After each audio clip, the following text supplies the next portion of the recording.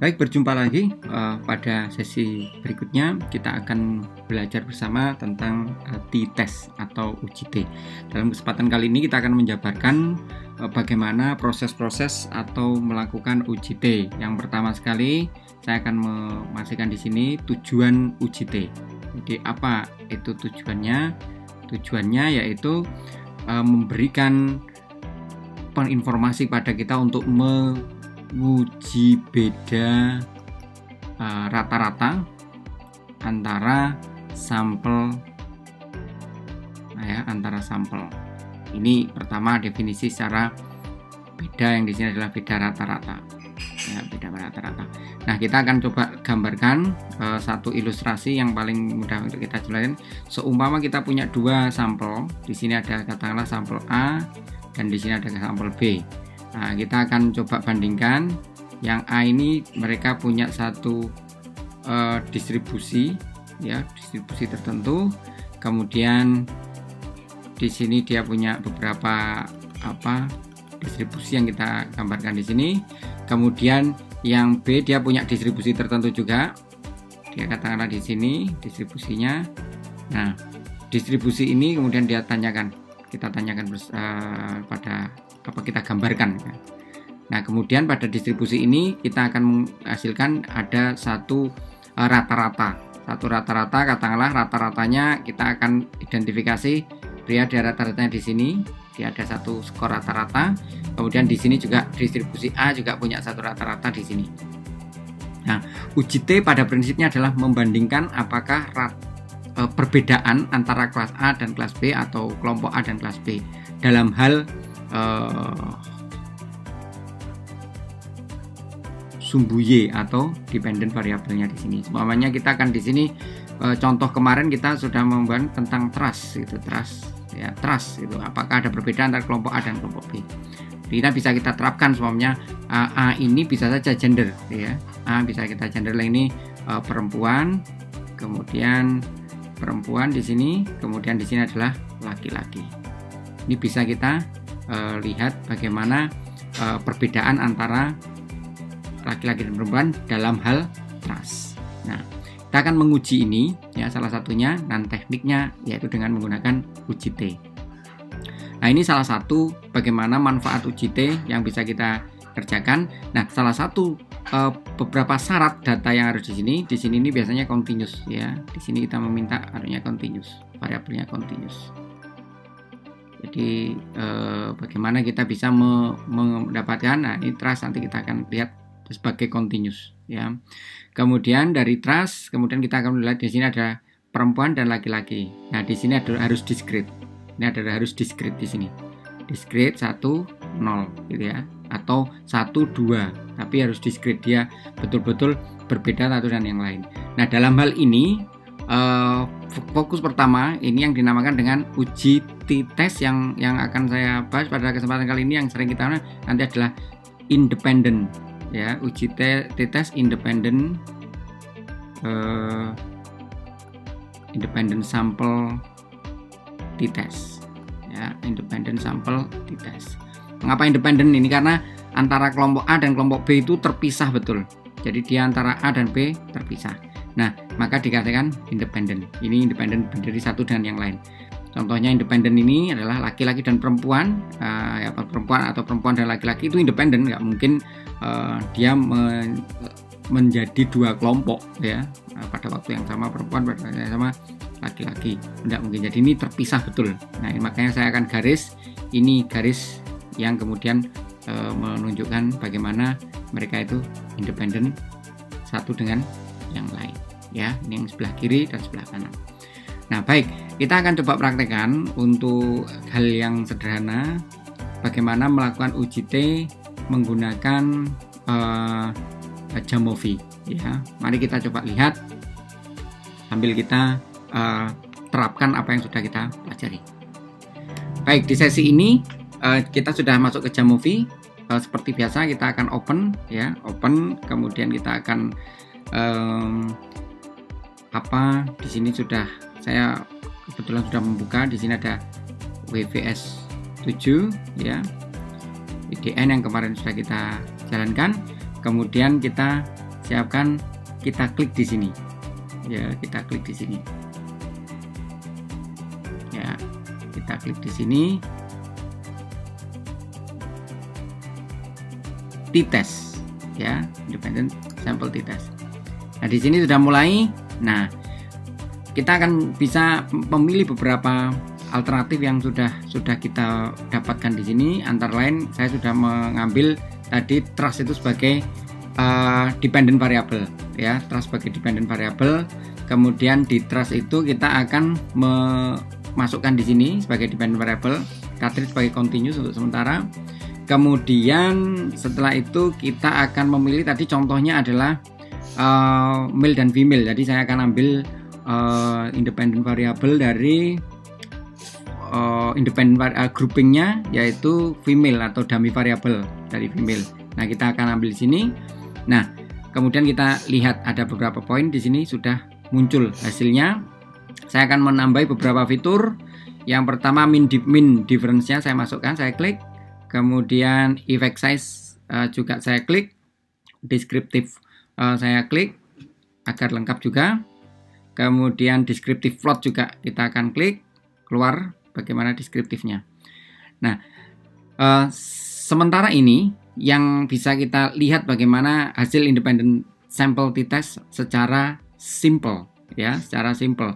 Jadi kalau kita melihat, nanti kita akan tafsirkan bersama bagaimana kita bisa menggunakan independent t-test ini bisa bermanfaat untuk pengujian uji beda. Nah, nanti setelah ini kita akan coba gambarkan bagaimana membaca dan juga menafsirkan hasil independent sample t-test. Baik, kita akan menuju ke pembahasan selanjutnya.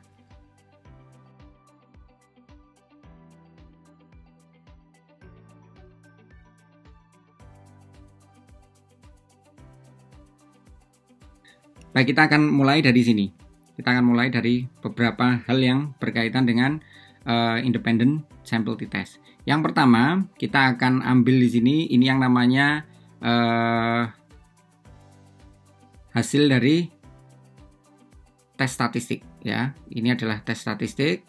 Ini adalah T, uji T yang kita ambil dari ketika kita mengeklik klik student ini, maka hasilnya adalah uji T ini. Kemudian degree of freedom, ini derajat kebebasan, bagaimana sampel kurangi 1.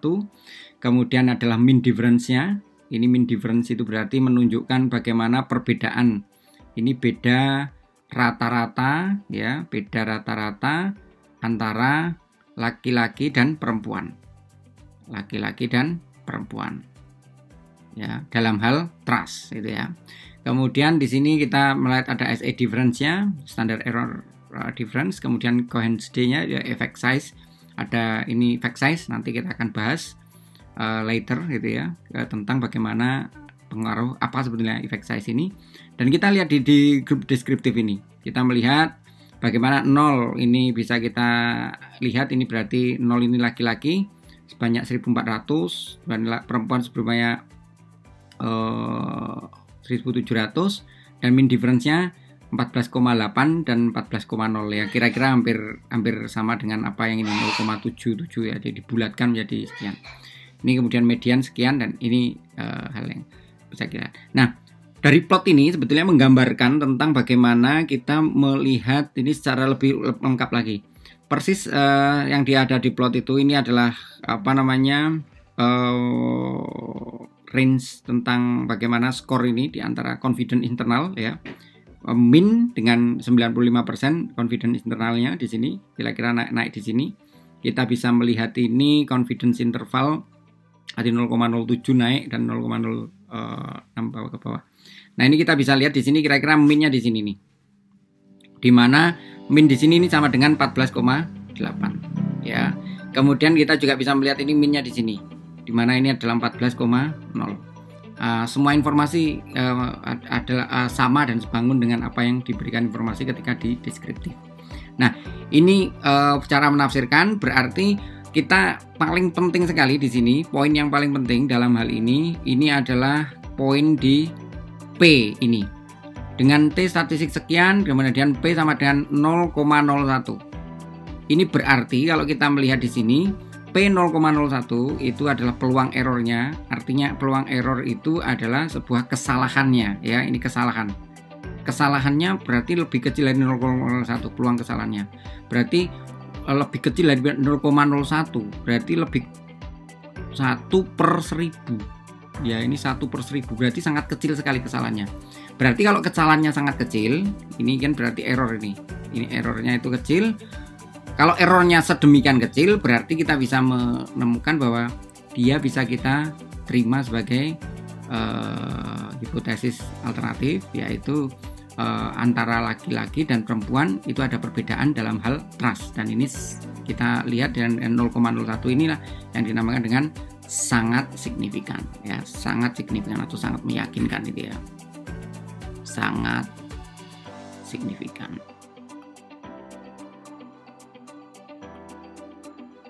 Nah, sangat signifikan.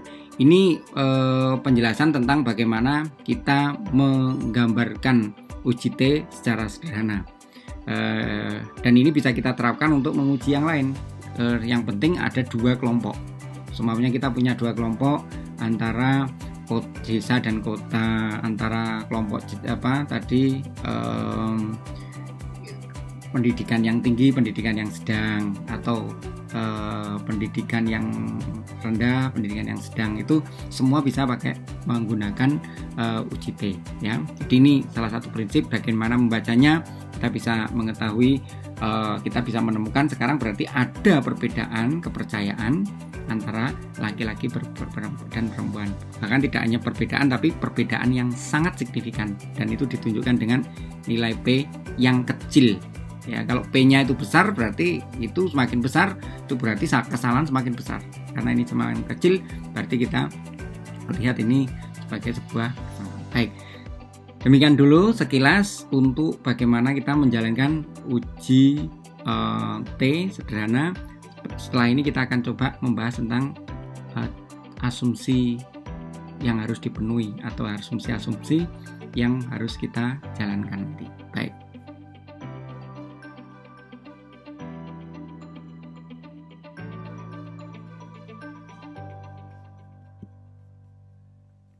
Nah, kita akan lanjutkan ya, cek asumsi. Ini ada beberapa fungsi cek asumsi di sini. Di sini ada homogeneity, ada 3 hal di sini ya. Kita bisa lihat ada di kotak ini assumption check. Ini ada homogeneity test. Nah, kita klik ya, homogeneity test. Kemudian hasilnya seperti ini. Kemudian di sini ada normality test. Hasilnya gini, normality, kemudian QQ plot. Nah, kita akan masukkan ke sana. Nah, di sini kita akan memperoleh beberapa hasil-hasil ya, hasil-hasil yang bisa kita lihat di situ. Yang pertama, kita akan melihat normality. Ini kalau normalitas itu artinya apakah sebaran ini mendekati kurva normal atau tidak. Jadi kalau kurva normal itu gambarnya seperti ini, sebaran distribusi data ini tentang trust itu ini mendekati ini tidak. Jika dia besarnya sekian ya, kemudian dengan P sekian, P-nya salah ini, berarti ini P-nya kan kecil sekali. Berarti ada perbedaan. Low P value suggests a violation of assumption of. Jadi kalau low value ini low P value berarti sangat kecil sekali. Ini berarti kita bisa memberikan ini sangat kecil ya. Ini catatannya adalah ini ya, saya berikan ini sangat kecil seperti tadi sebetulnya. Tapi kalau tadi signifikan perbedaan ini di sini. T-test. Tapi kalau ini sangat kecil berarti ini tidak normal. Datanya itu tidak normal. Berarti tidak mendekati kurva normal ini. Ini mengganggu asumsi normalitas. Nah, kemudian nanti akan kita bahas lagi tentang apa itu normalitas. Kemudian tentang homogeneity variance. Jadi kalau homogeneity variance itu akan mengukur bagaimana dalam variansi di antara dua kelompok itu homogen enggak. Mereka itu tersebar dalam suatu kelompok yang relatif sama atau enggak ya, antara laki-laki dan perempuan. Nah, kalau untuk homogeneity kita bisa melihat di sini ya, homogeneity ini hasilnya besar ya, 0,271, berarti errornya ini relatif besar kan, ini berarti relatif besar, berarti ini errornya besar. Berarti kalau ini di sini adalah low p value assumption of equal variance. Karena ini besar, bukan low, ini high, berarti ini homogen, ini berarti masukkan adalah homogen. Termasuk datanya homogen. Jadi antara yang di atas antara laki-laki dan perempuan dalam hal trust itu relatif mereka dalam satu kelompok yang homogen. Ini ya. Nah, kemudian ini asumsinya yang satu tidak normal dan satu homogen. Ini harusnya normal ya. Nah, sementara kita akan lihat ini dulu, nanti akan kita bahas bagaimana mengatasi ketidaknormalan ya. Tapi setidaknya kita sudah membahas tentang bagaimana independent sample dites dulu, karena ini data yang tidak normal nanti akan kita treat sebagai sebuah hal yang spesial. Bagaimana melihatnya? Nah, kita akan coba lihat di situ normalitas, kita akan melihat di sini. Nah, kalau lihat QQ plot di sini, kita akan ada satu gambar yang menarik untuk dicermati adalah QQ plot. QQ plot ini memberikan makna ini ketika dia bersandar atau dekat-dekat dengan normal ini, maka QQ plot ini kuantile, ini sebenarnya kuantile. Ketika dia berdekatan dengan ini, sebetulnya masih bisa dikatakan normal. Tapi ini karena dia itu nggak ditreatment sebagai continuous ya, dan ini muncul di sini ada agak lumayan tapi sebetulnya nggak begitu jauh ya. Ini mari nanti akan kita atasi bagaimana dengan pembahasan lebih lanjut nanti. Saya akan melihat bagaimana kalau kondisinya tidak normal ya. Baik, demikian sementara, tapi setidaknya kita sudah mempunyai beberapa insight di sini. Kalau kita kembali ke hasil yang sudah kita bahas tadi, berarti ketika kita uji T ini kita bisa gunakan untuk membandingkan antara trust ya, dalam tadi adalah trust all antara laki-laki dan antara perempuan dan laki-laki. Nah, kemudian hasil dari uji T itu ternyata dalam hal trust itu ada perbedaan. Ada perbedaan trust antara laki-laki dan perempuan. Nah, ini berarti kita sudah melihat di kesimpulan dari dengan melakukan uji T. Baik, demikian dulu untuk penjelasan sekilas tentang bagaimana dasar uji T dan bagaimana menjalankan di Jamovi. Dan tadi kita masih menjumpai ada data yang tidak normal. Oke, kita bahas lebih lanjut. Baik, terima kasih. Selamat belajar. Sampai jumpa pada sesi berikutnya.